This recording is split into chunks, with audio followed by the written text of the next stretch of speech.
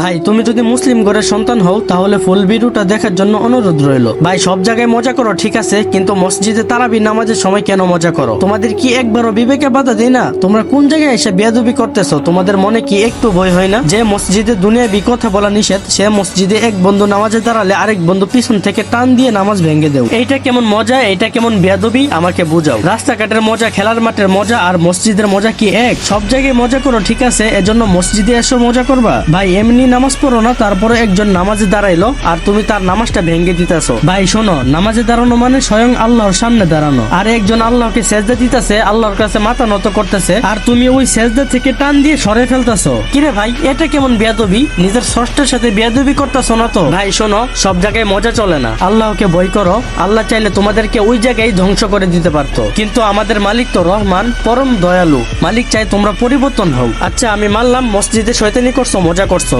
কিন্তু কিছু কিছু পোলাপান মসজিদে একজনের নামাজ আরেকজন নষ্ট করতেছে, আবার ওইগুলা ভিডিও করে ব্যাকগ্রাউন্ডে ফানি সাউন্ড লাগিয়ে সোশ্যাল মিডিয়াতে আপলোড করতেছে। ভাই শুন, এটা একটু বেশি হয়ে যাইতেছে, এইগুলা দেখে ভিডিও না বানায় পারলাম না। দেখ ভাই, ইবাদত নিয়ে আবার কিসের মজা? ইসলামকে হাসির পাত্র বানানোর সাহস দিছে কে তোদেরকে? ভাই তোরা যদি ছোট হইতি তাহলে মাইনা নিতাম, 19, 20, 22 বছরের পোলাপান এইগুলা কিভাবে করস? তোদের কি ধর্মীয় শিক্ষার এতই অভাব? সরি ভাই, বলে তুই করে বলে ফেলছি। দেখো ভাই, তোমাদেরকে একটা কথা বলি, ধরো তুমি শয়তানি করে ভিডিওটা আপলোড দিলা, আর আমি ওই ভিডিওটা দেখলাম, দেখে কিছুক্ষণ হাসলাম, তারপর যখন আমি তারাবি পড়তে যাব তখন আমার সাথে আমার বন্ধু বান্ধব থাকবে তাই না? ওই সময় তোমার ভিডিওর কথা মনে পড়লে তখন আমি আমার বন্ধু বান্ধবের নামাজে ডিস্টার্ব করলাম, তারপর সেই গুনার ভাগিদার তুমি হইবা, কারণ তোমার ওই ভিডিওর কথা মনে পড়ার পর আমি ওই কাজটা করলাম। তাছাড়াও তোমরা যখন এই শয়তানি গুলা করবা, ছোট ছোট বাচ্চারা তোমাদের থেকে দেখে শিখবে এইগুলা। যেখানে তোমাদের উচিত ছোট ছোট বাচ্চাদের শয়তানি থেকে বিরত রাখা, সেখানে তোমরা নিজেরাই শয়তানি করো। যাই করো না করো ভাই, এইগুলা করো না, আর এরকম ভিডিও কখনো আপলোড দিও না,